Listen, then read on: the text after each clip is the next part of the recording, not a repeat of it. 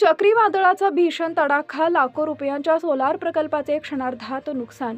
परभणी जिल्ह्यातील सावंगी शिवारात शनिवार दिनांक 13 जून 2026 रोजी सायंकाळी 6:45 वाजता आलेल्या प्रचंड वादळी वाऱ्यासह चक्रीवादळानं मोठी हानी केली आहे. या नैसर्गिक आपत्तीत शेतकरी विष्णू शिवाजीराव पंढरकर यांच्या मालकीच्या गट क्रमांक 205 मधील सोलार प्रकल्पाचं गंभीर नुकसान झालं असून लाखो रुपयांचं आर्थिक नुकसान झाल्याचा प्राथमिक अंदाज व्यक्त करण्यात येतोय.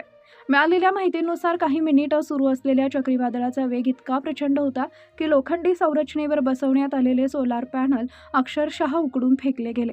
अनेक पॅनल तुटून निकामी झाले असून संपूर्ण प्रकल्पाचं मोठ्या प्रमाणात नुकसान झालंय. घटनेनंतर शेतात विखुरलेले पॅनल आणि तुटलेली संरचना पाहून परिसरातील नागरिकांनी हळहळ व्यक्त केली आहे. शेतकरी विष्णू शिवाजी पंढरकर यांनी मोठी आर्थिक गुंतवणूक करून हा सौर ऊर्जा प्रकल्प उभारला होता.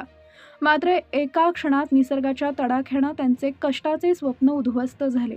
या नुकसानीमुळे शेतीसाठी आवश्यक असलेली वीज व्यवस्था देखील विस्कळीत झाली असून आगामी हंगामावर त्याचा परिणाम होण्याची शक्यता व्यक्त केली जाते. घटनेची माहिती मिळताच महसूल प्रशासनानं घटनास्थळी भेट देऊन पंचनामा केला. यावेळी गावचे सरपंच सुनील पंढरकर, तलाठी साहेब तसेच मोठ्या संख्येनं ग्रामस्थ उपस्थित होते. त्यांनी नुकसानीची पाहणी करून शासनाकडे योग्य अहवाल सादर करण्याची प्रक्रिया सुरू केली आहे.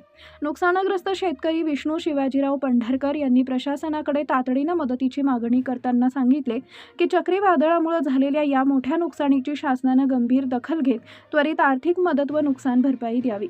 दरम्यान ग्रामस्थांनीही शासन आणि जिल्हा प्रशासनाला आवाहन केले असून नैसर्गिक आपत्तीमुळे झालेल्या या प्रचंड नुकसानीचं विशेष प्रकरण म्हणून विचार करून शेतकऱ्याला न्याय द्यावा अशी मागणी केली आहे. DSP न्यूज लाईव्ह मराठवाडा विभाग प्रतिनिधी गंगाधर कदम.